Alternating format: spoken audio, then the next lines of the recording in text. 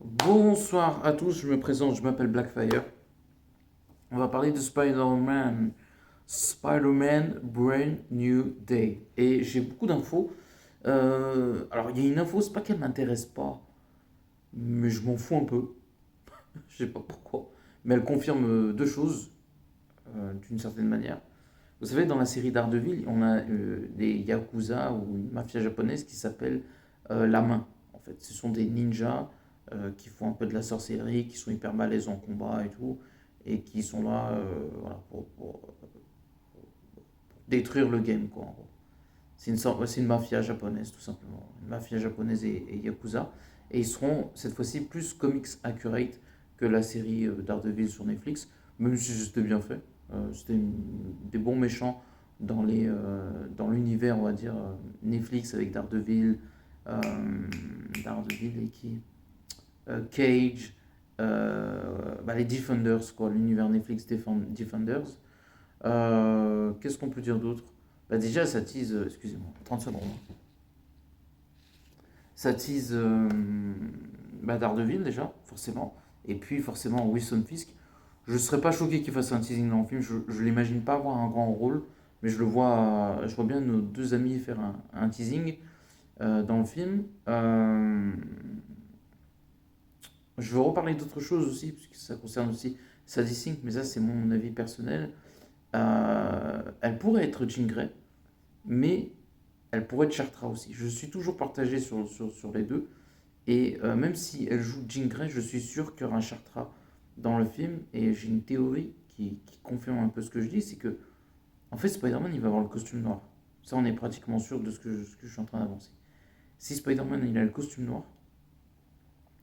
et qu'il va affronter Hulk, ça aussi on le sait, il va falloir qu'il affronte un adversaire coriace. Et avec tout le respect que j'ai pour certains méchants du film, mais ils n'ont aucune chance contre Spider-Man en costume noir. Même tout seul, hein.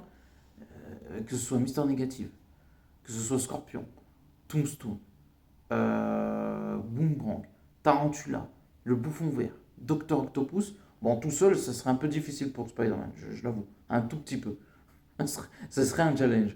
Mais Spider-Man en costume noir, je ne l'ai jamais vu perdre. Il n'a pas perdu contre Mysterio. Il a même affronté des menaces genre Kang et Knull. Donc, est-ce qu'il a gagné? On va dire que voilà, c'était un combat équilibré. On va dire ça comme ça pour faire très simple. Donc, pour que Spider-Man, et voilà, en plus c'est teasé qu'il y a un méchant métamorphe. Donc, le méchant qui ressemble plus à un méchant métamorphe, c'est Chartra. Au début, ça disait le caméléon. Caméléon, voilà, Spider-Man, il le découpe en deux, qui plus un costume noir. Euh, mais Chartra contre Spider-Man en costume noir, je sais pas, je crois que il y a même ça dans un comics. Là, par contre, j'ai un petit doute. Mais le combat Spider-Man Chartra, attention, ça va être incroyable. Et je pense que ça peut être l'un des plus beaux combats du film du MCU. Si on prend tous les méchants de Spider-Man qu'on a entendus dans le film, plus Spider-Man, Hulk, Daredevil, Punisher, et peut-être Shang-Chi et Black Widow, ça peut être un combat final vraiment incroyable et très intéressant. Avec des teasings, avec Doctor Doom bien évidemment à la fin, et de Knull de ce que je peux entendre. Donc ça pourrait être un Spider-Man le plus explosif qu'on ait jamais vu.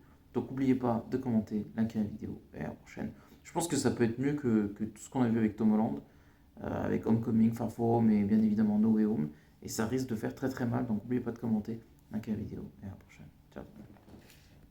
Ah mince, c'est vrai que j'ai oublié de parler d'un truc. C'est le dernier truc que je voulais parler.